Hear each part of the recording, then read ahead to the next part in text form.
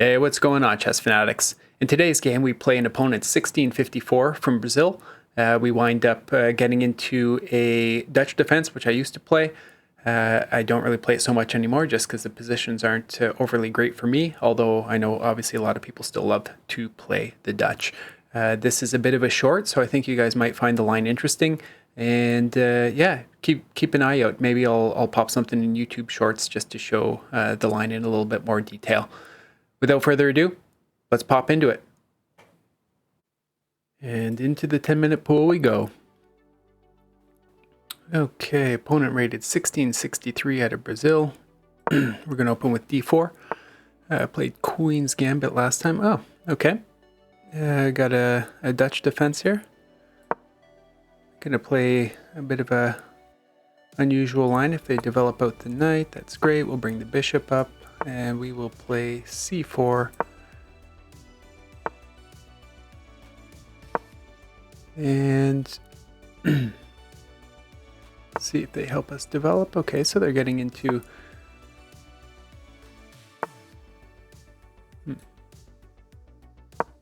Jump the knight in here.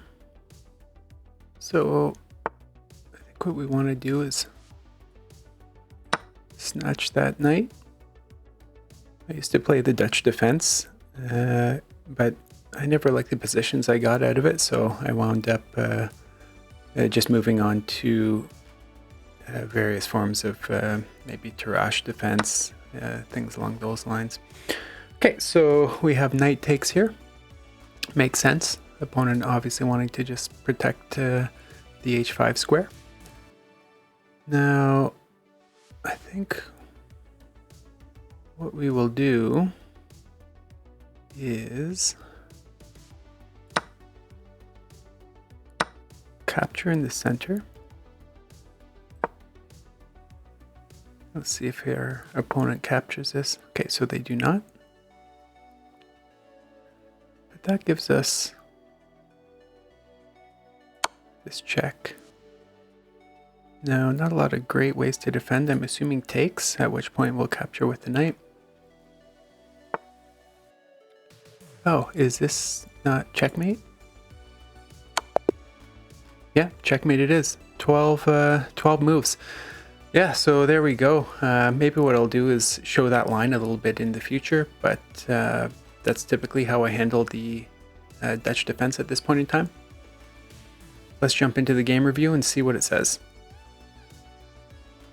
So 90% accuracy, as you can see, pretty even until our opponent just blunders mate. I don't think there were a lot of great options necessarily. Okay, so these positions obviously can come out from a variety of different move orders, right? With d4, c4, and then knight to c3. So we'll see that structure pretty frequently with the pawn going to e3 in Queen's Gambit lines. This one was just, again, just an alternate move order. So it does not like this move. And I'm assuming, wow. Okay. Just wants us to really solidify that knight in there. The opponent obviously just made a huge blunder there when it came to developing the knight. So if we jump into the analysis, I think we have a commanding lead. I don't think there's a lot of great opportunities. So we do see this type of checkmate come along quite a bit. Now, oftentimes there's g6, and so then we can play knight g6.